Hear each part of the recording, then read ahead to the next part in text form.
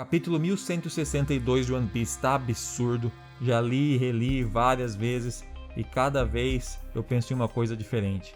Então espero que esse vídeo não tenha 200 horas. Fala aí, aqui é o Osan. Assim como no vídeo anterior, isso aqui não é um vídeo de ler mangá. Eu vou ir passando pelos acontecimentos e focar mais no que eu achar que eu devo falar a respeito, dar uma opinião mais detalhada ou falar alguma teoria. Se você quiser pontuar algo que eu não falei e achou interessante, deixa um comentário e a gente continua a conversa lá.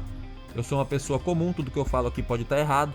Não tenho um cérebro incrível para lembrar de mais de 1000 capítulos em detalhes. Se eu falar alguma coisa errada, sinta-se livre para me corrigir. Eu não sou dono da verdade. Isso aqui é para ser uma conversa entre fãs, certo? Então vamos pro capítulo. A gente começa com o fim da história de capa da Yamato. E eu não achei ruim, tá? Eu sei que muita gente não gostou, achou longo, e foi longo. Mas se você ler tudo de uma vez, agora que terminou, até que é bem gostosinho ver o ano se reconstruindo, as coisas dando certo. Eu acho que valeu a pena mostrar. A próxima pode ser mais empolgante, mas eu achei válido essa, gostei sim. E a gente tem a informação de que o Rox e o Garland estão se enfrentando no noroeste da ilha. O Oda deu um mapinha pra gente se localizar, que eu entendi nesse momento, mas eu admito que no decorrer do capítulo não entendi muito mais das movimentações que o pessoal fez aí. Mas a gente vê que o Shebeck fez essa volta por fora, enquanto todo o resto, pelo menos pelo que parece, tá ali naquele centro da ilha, entre as duas palmas gigantes.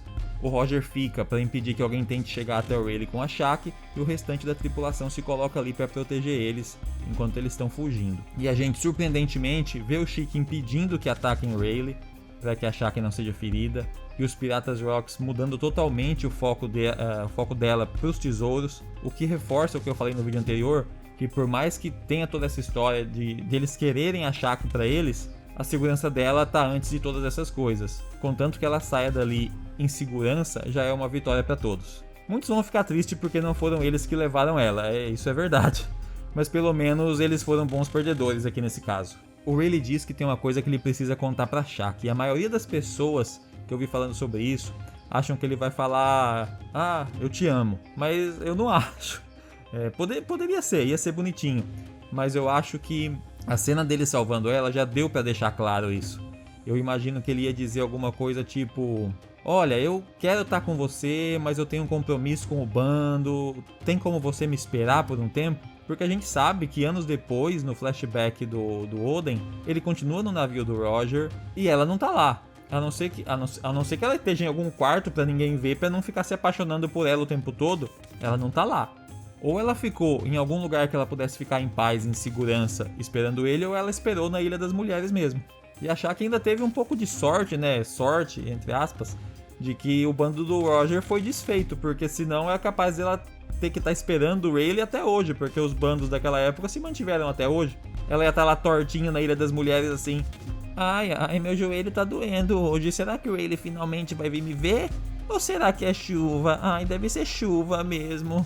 E a gente volta para o mesmo acontecimento que a gente viu no capítulo 1096, quando o Ivankov e o Kuma encontram os Akuma no Mi e são interceptados ali pela Lin Lin, mas agora a gente não tem o Saturn interferindo assim que o Kuma come a fruta. Então eu fiquei meio confuso, porque se juntar a linha do tempo dos dois capítulos, o acontecimento ficaria mais ou menos assim: o Kuma e o Iva acham as frutas, a Lin Lin chega, ela desiste da fruta do Kuma, já que ele comeu. Assim que o Kuma come a fruta, o Saturn chega e ataca.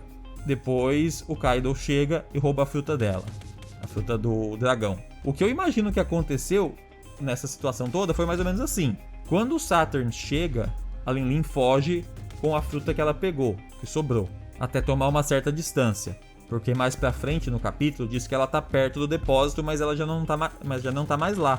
Aí eu imagino que o Kuma usa a patinha em si mesmo, depois no Iva e na Jeanne, para que os três possam ir para outra parte da ilha e começar a salvar as pessoas.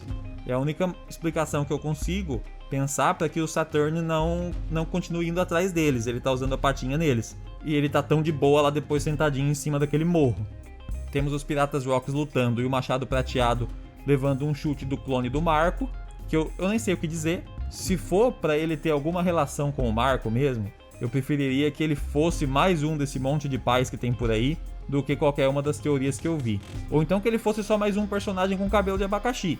Esse penteado não é exclusivo do Marco, ele não tem direitos sobre ele.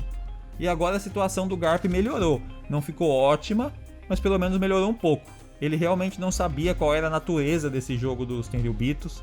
Ele estava cego ali tentando caçar os piratas, mas parece ter mudado de perspectiva quando percebeu o que estava acontecendo.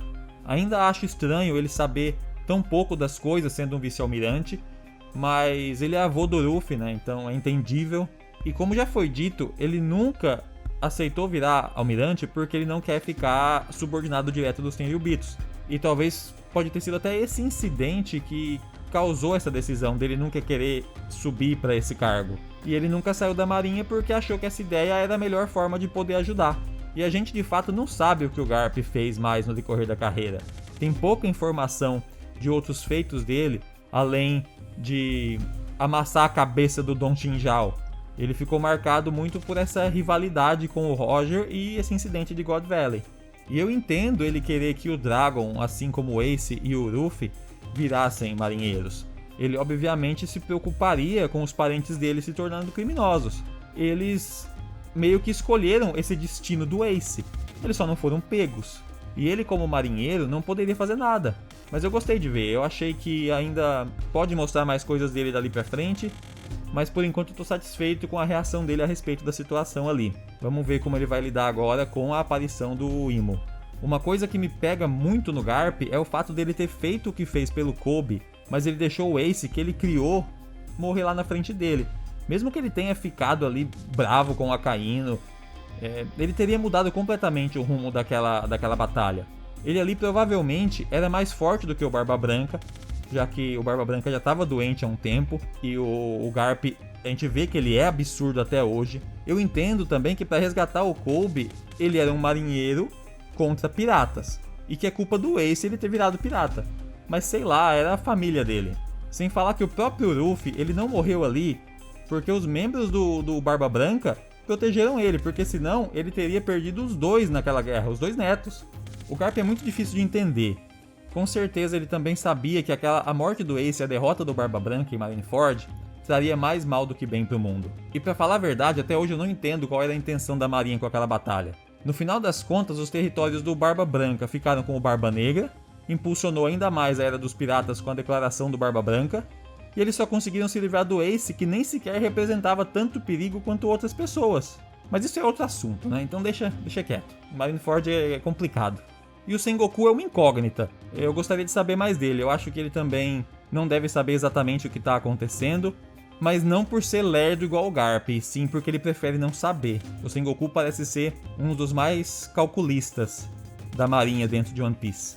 O Shebeck, ele consegue pegar a Ares, sabe-se lá onde, e agora está fugindo dos membros do próprio clã, incluindo o pai e a mãe, que tomaram Dome Reverse, o que levanta a questão de como isso aconteceu, se o Imo ainda não tinha chegado na ilha, e como eu não tenho a menor ideia, vai ficar por isso mesmo.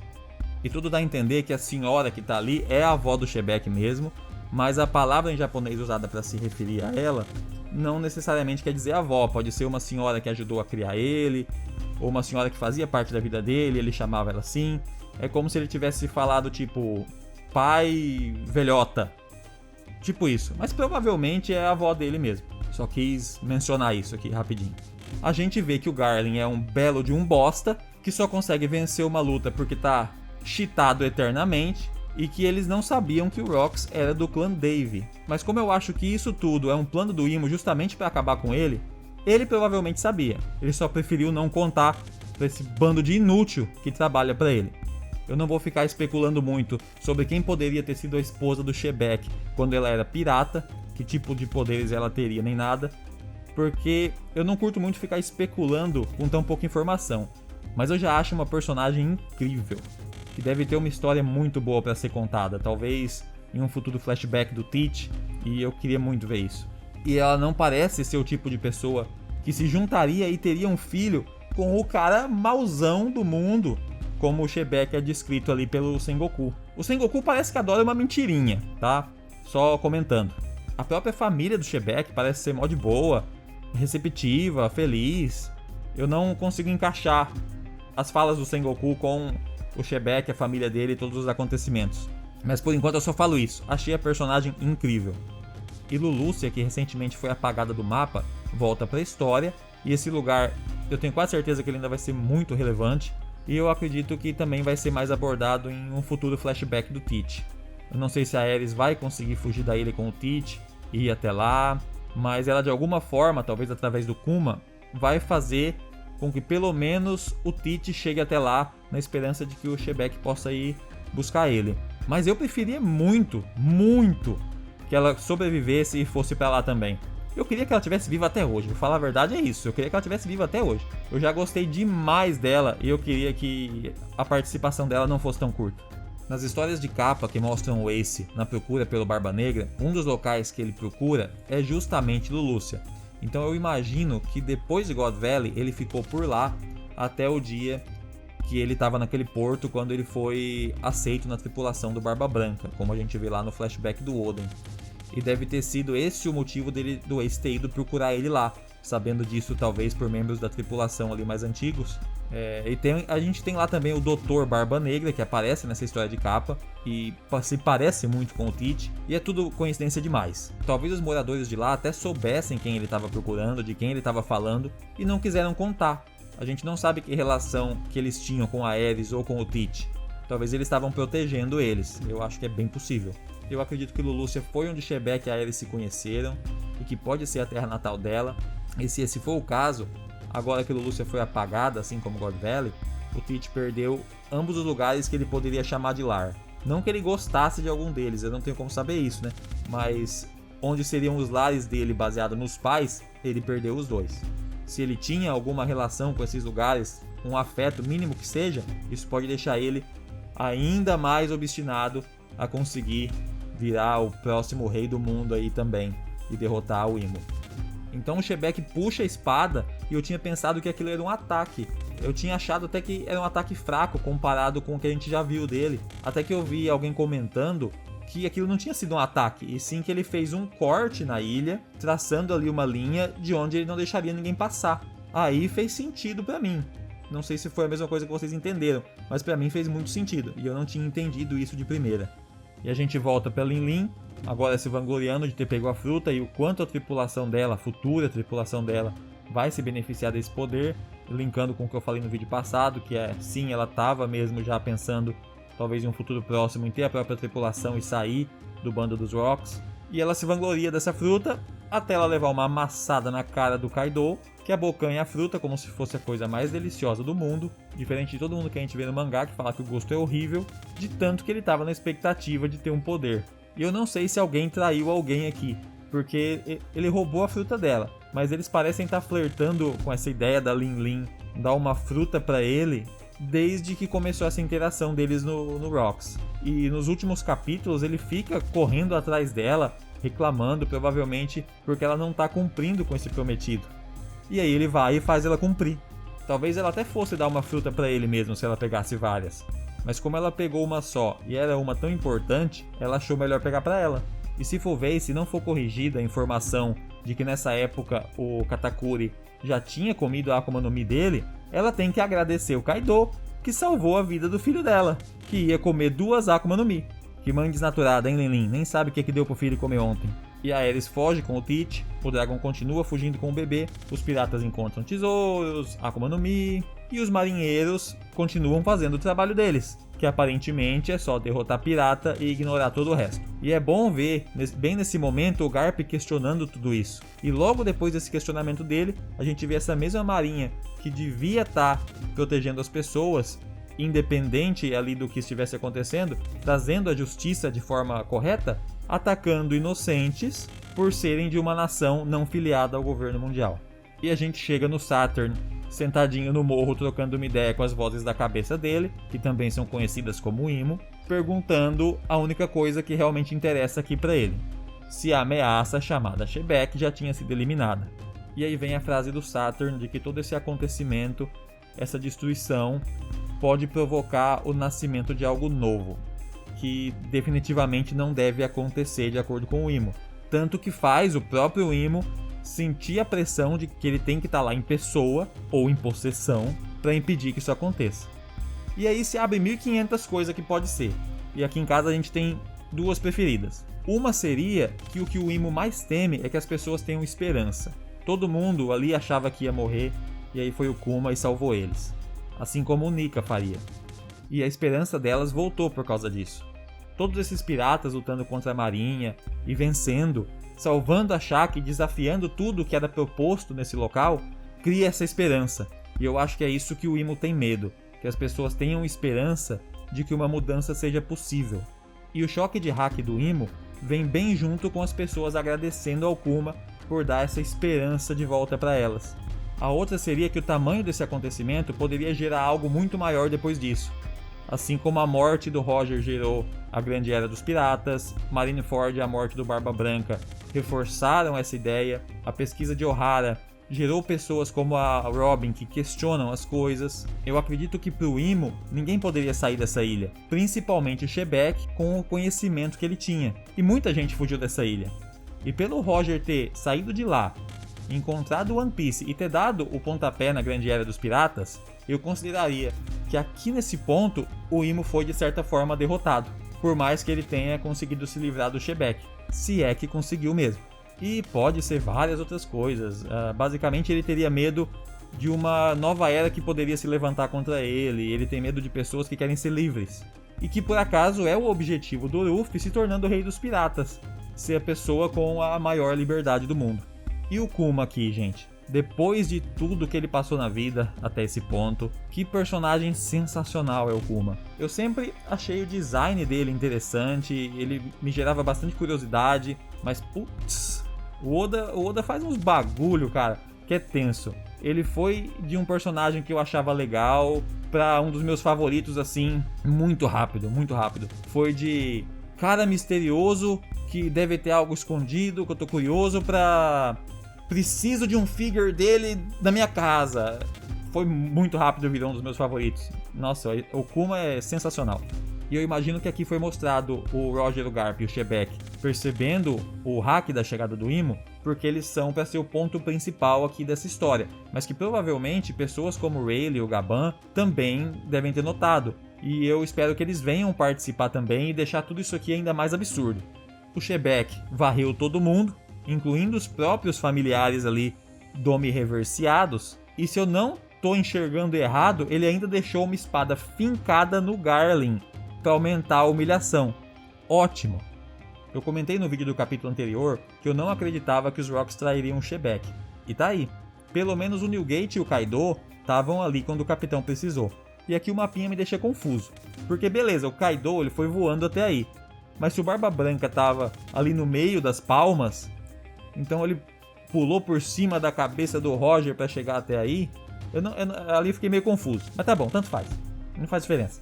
E voltando a falar dos Rocks, eles nem parecem se odiar tanto quanto o Sengoku fez parecer. Eles parecem mais aqueles irmãos que ficam brigando entre si do que qualquer outra coisa. Talvez até por isso que o mundo tenha ficado ali um pouco mais equilibrado na época que os Yonkous eram os restantes do bando do Rocks. E vamos esquecer por um minuto o que esses piratas fizeram no futuro, o envolvimento da Big Mom com a Ilha dos Tritões, o que o Kaido causou ao Oden e ao País de Wano, e vamos focar só nessa época aqui. Eles brigavam, mas eles pareciam uma família brigando e não pessoas que se odiavam, pelo menos ali os principais. Olha só o Kaido ali, deu uma trollada na irmã e foi contar para os irmãos mais velhos.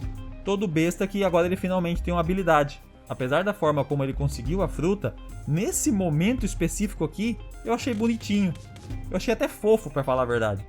O bando do Rocks, ele tem ali um companheirismo, é bem complexo, mas eles são companheiros de bando, e eu gostei de como foi mostrada a relação do bando deles.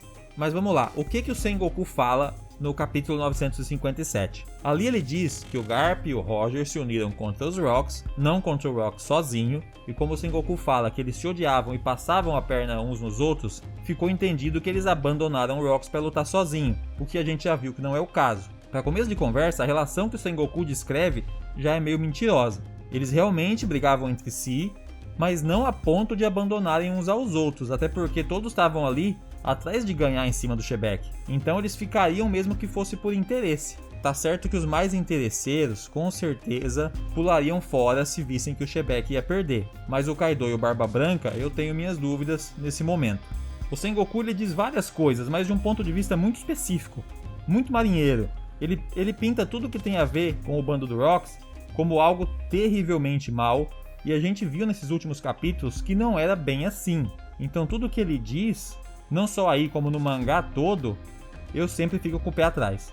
Se naquela sala alguém perguntasse pro Sengoku o que ele acha do Luffy, do Roger ou de qualquer outro, eles não seriam nada mais do que criminosos. Uns mais perigosos que os outros, mas ninguém seria bom. Quem é o Sengoku para saber quem era ou deixava de ser o Shebeck e quais as motivações dele? Tava dormindo com ele por acaso?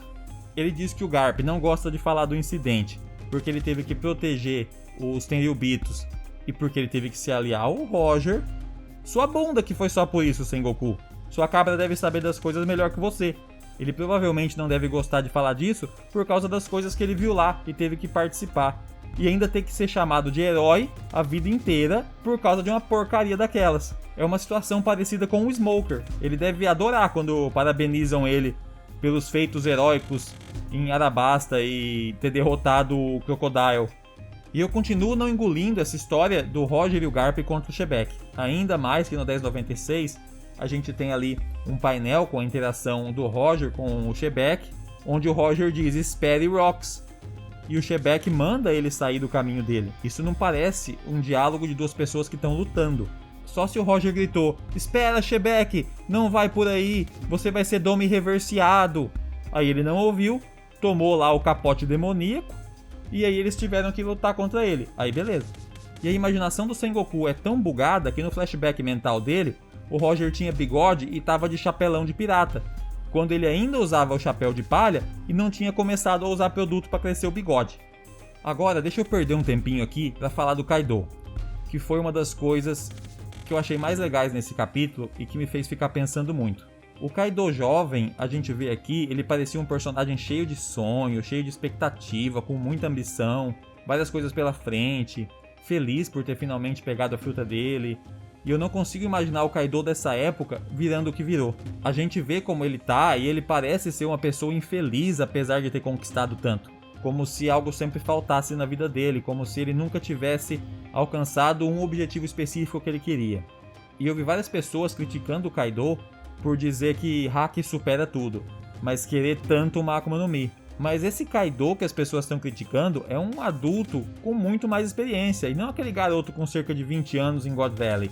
Desde o começo do flashback mostra o quanto ele queria ter uma habilidade. O pessoal tem que parar de julgar a fala do cara de 50 anos baseado no que ele fez quando tinha 20. Ele já tinha passado muita coisa, mas nem de longe ele tinha noção das coisas direito naquela época, ele era só um molecão. A gente sabe que o Kaido teve uma infância difícil, vendo aquele flashback curtíssimo que teve dele, mas depois que ele chegou ali nos Rocks, é como se ele tivesse encontrado um lugar para chamar de lar. Eu diria até que foi após o final dos Rocks que ele deve ter se perdido de vez. Aqui, por mais selvagem que o Kaido fosse, a sensação é que ele encontrou pessoas para respeitar e que respeitavam ele também, de certa forma. Era um lar estranho, mas era um lar. Ele estava muito confortável ali, e diferente da Big Mom, eu não lembro dele ter em algum momento dado a sensação que ele tivesse qualquer interesse em sair desse bando, mesmo que o Rocks tenha dado aquele chutão na cara dele. Agora, eu acho que mesmo com a fruta, talvez em algum momento o Kaido ele vai ficar com tanto medo do que eles vão enfrentar aqui agora, que ele pode acabar fugindo. E aí quando futuramente ele é tão incisivo em dizer que piratas traem, boa parte ele pode estar se referindo a si mesmo. Talvez ele nunca tenha superado o que aconteceu em God Valley. E aí eu fico me perguntando também, o que então o Kaido queria quando ele tentou ir atrás do Barba Branca em Marineford? A gente já sabe que não dá para levar a sério o que a Marinha fala a respeito dos piratas. Então o que será que ele queria e o Shanks teve que parar ele? Talvez ele queria ajudar? Ou talvez ele queria participar da luta para tentar, sei lá, morrer no auge. Mas a gente sabe que o Shanks impediu. E se na verdade o Shanks impediu para evitar um confronto desnecessário? Porque apesar de tudo que o Kaido fez, ele tinha certa proximidade com o Barba Branca. Talvez ele fosse alguém que de alguma maneira complexa o Barba Branca ainda considerava próximo. Talvez o Shanks tenha parado o Kaido porque ele sabia que se ele e o Barba Branca se encontrassem, algo ruim poderia acontecer devido ao incidente com o Oden. Se o final de God Valley tivesse sido diferente, eu imagino que o Kaido também seria um personagem completamente diferente nos dias atuais. Se eu não me engano, foi pouco depois de God Valley que ele foi capturado e preso para virar objeto de pesquisa, basicamente levando ele de volta para a vida merda que ele conhecia antes dos Rocks. E aí tudo desandou. Não que ele fosse ser bonzinho, mas acho que muita coisa ia ser diferente. Eu gostaria que em algum momento, talvez através da Yamato, a gente pudesse ter um flashback explicando mais coisas sobre o Kaido e o passado dele. Eu acho que seria muito legal. Mas deixando o Kaido de lado, pra mim não parece que o Imo brotou na frente do Rocks e dos outros ali.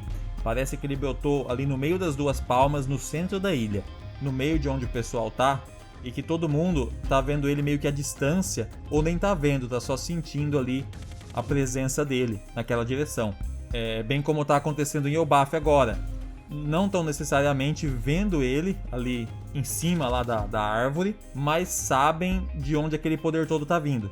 E na sequência a gente vê novamente os três que aparentemente são o foco dessa luta, o Garp ainda incrédulo com tudo isso, o Shebeck respondendo o Barba Branca que aquilo que eles estão enfrentando seria a representação do mundo, e o Roger lá, todo poético, falando sobre os gloriosos dias de aventura e o quanto ele ainda não conhece. E eu acho muito boa essa personalidade do Roger. Ele era realmente um aventureiro, como eu falei no outro vídeo. Ele queria conhecer, descobrir, entender. Eu tenho visto muita gente diminuindo o Roger e os feitos dele atualmente. Acho que principalmente por causa da relação com o Ashaki. Mas eu acho o contrário, eu achei legal ver que ele era um bobão e que no final ele conquistou tudo. Muito parecido com o que o pessoal queria do Luffy antes dele ser o Nika. Um bobão que conquistaria tudo.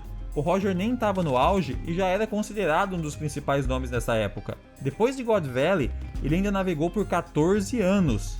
Olha o crescimento do Luffy em 2 anos. O que vocês acham que aconteceu com os ex-membros do Rocks e com os piratas do Roger durante 14 anos? Ficaram jogando dominó? O pessoal tá desmerecendo o Roger por ir atrás da Shaq, não ter objetivos, falar bobagem, etc, etc, etc. Sendo que desde sempre, todo mundo sempre falou como ele e o Luffy eram parecidos. Ele também era um cabeça de vento, mas sabia que tinha horas que ele tinha que levar as coisas a sério. Assim como o próprio Luffy. Não dá pra ser 100% sério o tempo todo. Ele não começou a Era dos Piratas por acaso. Ele sabe a história do mundo e da mesma maneira que o Shebeck chegou na frente do Imo e não pôde fazer nada, o Roger chegou em uma parede e viu que também não era ele que resolveria. Dá pra fazer críticas talvez ao papel da tripulação dele após isso? Dá, mas cada um faz o que quer. Nem todo mundo tem que ser Roger ou Shebeck. E sinceramente a gente nem sabe o que eles estão fazendo por aí. Talvez eles não queriam ser grandiosos igual o Roger, talvez eles preferiam estar com as famílias, se aquietar. Isso também não é errado. O Gaban tá vivendo ali em paz em Elbaf, o Rayleigh lá com a Shaq, e tá ótimo, cara. Mas vamos lá agora, considerações finais. Eu acredito que os membros do Rocks não sabem quem é exatamente Imo, ou o que ele representa, nem sabiam que o Rocks tinha uma família, muito menos que ela estava nessa ilha. Quando eles chegam em God Valley, ele já corre na frente, e provavelmente a queda dele veio muito daí, de ele não ter em quem se apoiar, em quem confiar. Porque fora o Harold, ninguém sabe disso. Tudo bem que o pessoal ali do Rocks nem todos eram confiáveis, mas o Shebeck não tinha ninguém, absolutamente ninguém em quem ele podia confiar e que pudesse ajudar ele. Eu só me pergunto pra onde ele ia levar a família. Ele ia chegar lá no barco e explicar o que aconteceu? Apesar que sendo o Shebeck é mais fácil ele só falar: não enche meu saco, eu faço o que eu quero, e ficar por isso mesmo. E falando rapidinho aqui sobre o Barba Negra, eu não gosto muito dele.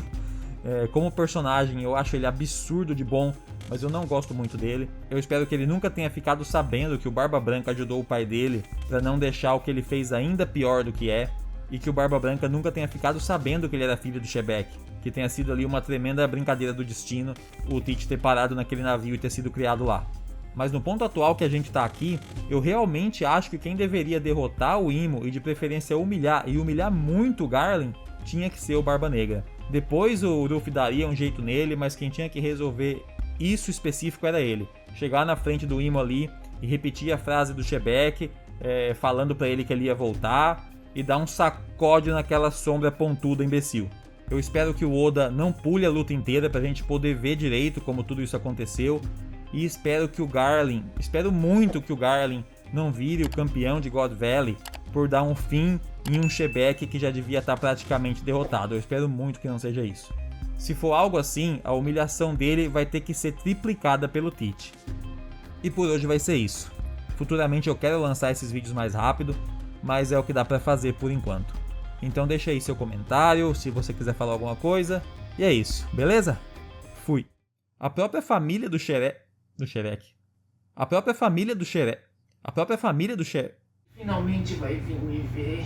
Ai, eu não sei. Ele, filho da puta. Merda.